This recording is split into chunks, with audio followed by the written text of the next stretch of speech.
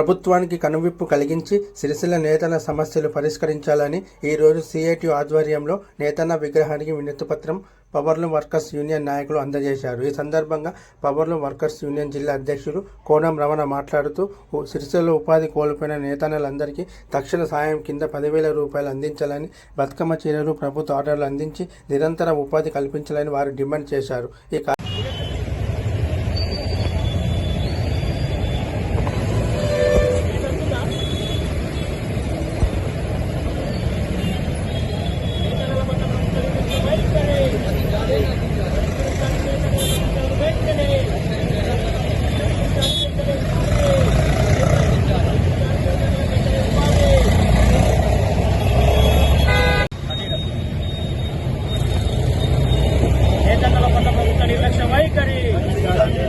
పరిష్కరించాలి. నేతన్న సమస్యలను వెంటనే పరిష్కరించాలి.